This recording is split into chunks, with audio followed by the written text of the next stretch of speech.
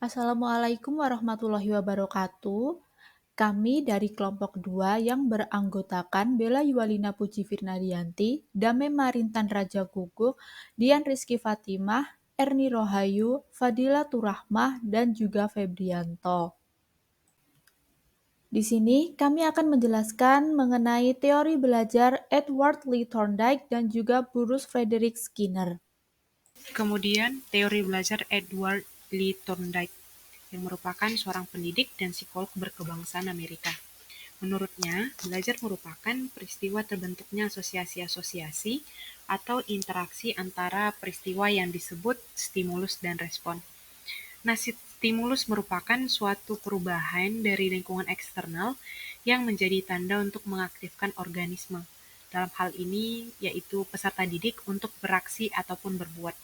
Sedangkan respon itu merupakan tingkah laku yang dimunculkan karena adanya perangsang. Nah, kemudian teori belajar yang dikemukakannya ini disebut sebagai teori koneksionisme atau asosiasi. Kemudian, percobaan yang dilakukan oleh Edward Lee Thorndike yaitu pertama, kucing dimasukkan ke dalam kotak dan meletakkan makanan untuknya di luar. Nah, untuk dapat melarikan diri dan mendapatkan makanan yang letaknya di luar tadi, kucing tersebut harus menginjak tuas yang membuat pintu terbuka. Nah, semakin sering percobaan dilakukan, kucing akan semakin sering menginjak tuas karena mengetahui kotak akan terbuka.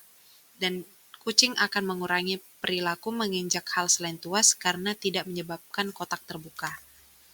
Nah, berdasarkan hasil eksperimen yang telah dilakukan oleh Edward Lee Thorndike tadi, itu dihasilkan 3 hukum pokok belajar.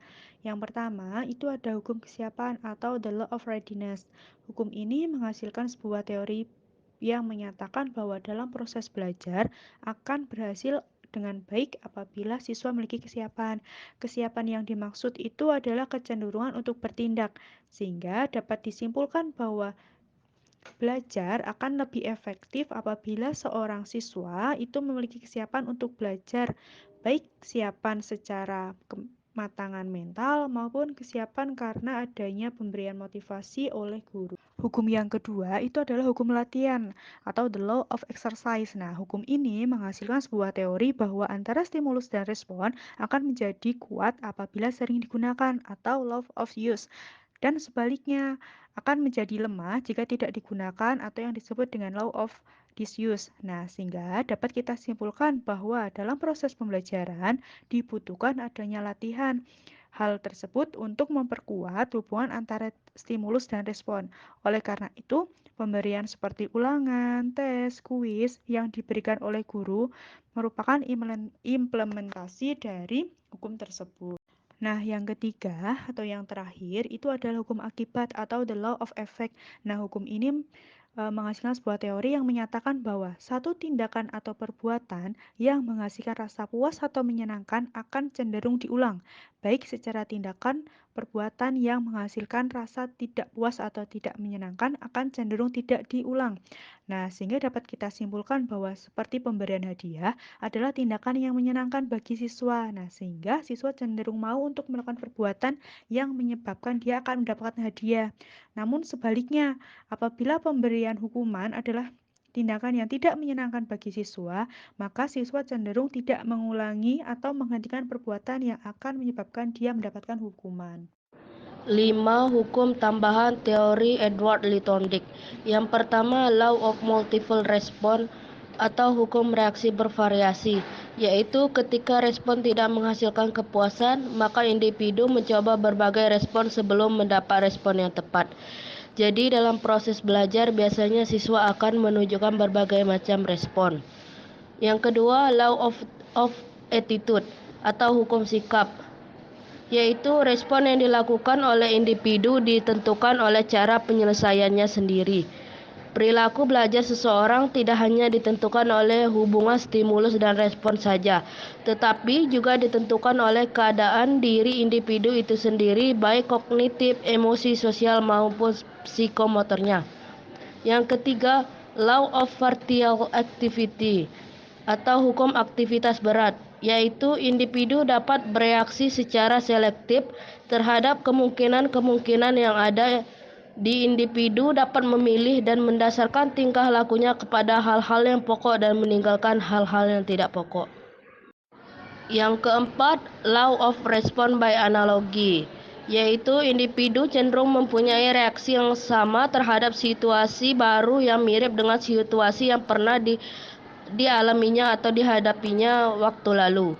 Yang kelima, law of associative shifting atau hukum perpindahan asosiasi, menyatakan bila respon dapat dipertahankan berlaku dalam serangkaian perubahan-perubahan pada situasi yang merangsang atau situasi yang baru. Selanjutnya adalah teori belajar Bruce Frederick Skinner. Bruce Frederick Skinner atau biasa yang kita kenal dengan singkatan B.F. Skinner adalah pakar psikologi yang menemukan berbagai prinsip penting dari operant conditioning, yang merupakan suatu tipe belajar yang melibatkan penguatan dan hukuman. Belajar merupakan proses perubahan perilaku yang dicapai sebagai hasil belajar melalui proses penguatan perilaku yang muncul. Proses ini disebut dengan operant conditioning. Skinner yakin bahwa operant conditioning dapat menjelaskan perilaku manusia bahkan yang paling kompleks sekalipun. Skinner menjelaskan bahwa perilaku dipengaruhi oleh dua hal, yakni antecedent atau peristiwa yang mendahului perilaku dan consequent atau peristiwa yang mengikuti perilaku. Hubungan ini dapat ditunjukkan secara sederhana sebagai rangkaian antecedent, behavior, consequence, atau disingkat dengan ABC. Respon dalam operant condition terjadi tanpa didahului oleh stimulus, melainkan oleh efek yang ditimbulkan oleh reinforcer. Reinforcer merupakan stimulus yang meningkatkan kemungkinan timbulnya respon, namun tidak sengaja diadakan sebagai stimulus lain seperti dalam classical conditioning. Untuk membuktikan teori belajar ini, Skinner melakukan eksperimen dengan seekor tikus yang dimasukkan ke dalam kotak. Tikus tersebut mengeksplorasi kotak dengan cara berlari, menciumi benda yang ada, mencakar-cakar dinding, dan perilaku sebagainya. Perilaku inilah yang disebut dengan emitted behavior, atau tingkah laku yang terpancar dari organisme tanpa mempedulikan stimulus tertentu. Salah satu tingkah laku tikus seperti cakaran, kaki atau sentuhan moncong dapat menekan pengungkit. Tekanan pengungkit ini mengakibatkan munculnya bulir makanan ke dalam wadah. Bulir makanan inilah yang disebut dengan reinforcer, di mana reinforcer ini bagi tikus yang sudah menekan pengungkit tersebut. Penekanan pengungkit disebut dengan tingkah laku operant. Perilaku ini akan terus meningkat jika diiringi dengan reinforcer atau penguatan berupa butiran makanan ke dalam wadah makanan. Berdasarkan eksperimen ini, sehingga Skinner menghasilkan hukum-hukum pokok belajar. Ada dua, yang pertama ada law operant conditioning, di mana apabila terjadi suatu tingkah laku diiringi oleh sebuah penguat atau reinforcement, maka tingkah laku tersebut akan meningkat. Yang kedua ada law of extension, di mana bahwa jika suatu tingkah laku yang akan diperkuat dengan stimulus perkuat, maka tingkah laku tersebut akan menurun atau bahkan musnah. Sehingga dari eksperimen tersebut juga didapatkan adanya prinsip belajar yang dapat menghasilkan perubahan perilaku. Yang pertama ada reinforcement, punishment, shaping, dan juga extension. Reinforcement merupakan penguatan kembali yang diberikan kepada subjek belajar agar ia merasakan adanya kebutuhan untuk memberikan respon secara berkelanjutan.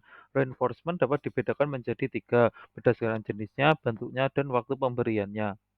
Reinforcement berdasarkan jenisnya ada primer dan sekunder. Untuk yang primer merupakan kebutuhan dasar manusia dan yang sekunder merupakan diasosiasi dengan reinforcement primer. Kemudian berdasarkan bentuknya ada positif dan negatif. Untuk bentuk positif merupakan konsekuensi yang diberikan untuk menguatkan atau meningkatkan perilaku. Contohnya pemberian hadiah, pemberian pujian. Kemudian yang negatif merupakan aktivitas menarik diri dari situasi yang tidak menyenangkan untuk menguatkan tingkah laku. Contohnya, guru membebaskan muridnya dari tugas membersihkan kamar mandi apabila menyelesaikan PR-nya. Reinforcement yang ketiga berdasarkan waktu pemberiannya. Yang pertama, fixed ratio merupakan reinforcer tergantung pada sejumlah respon yang terbatas. Contohnya, guru mengatakan, jika kamu dapat menyelesaikan 10 soal matematika dengan cepat dan benar, maka kalian boleh pulang terlebih dahulu. Kemudian untuk yang kedua, fixed interval merupakan reinforcer diberikan ketika seseorang menunjukkan perilaku yang diinginkan pada waktu tertentu. Contohnya, ujian tengah semester diberikan pada pertengahan semester, waktunya telah ditentukan. Siswa akan belajar lebih bersungguh-sungguh saat menjelang ujian agar dapat nilai yang baik. Yang ketiga, variabel rasio merupakan sejumlah perilaku yang dibutuhkan untuk berbagai macam reinforcement dari reinforcement satu ke reinforcement yang lain. Contohnya, guru tidak hanya melihat apakah tugas dapat diselesaikan, tetapi juga melihat kemajuan yang diperoleh pada tahapan-tahapan menyelesaikan tugas tersebut. Kemudian variabel interval merupakan reinforcement diberikan tergantung pada waktu dan sebuah respon, tetapi antara waktu dan reinforcement bermacam-macam.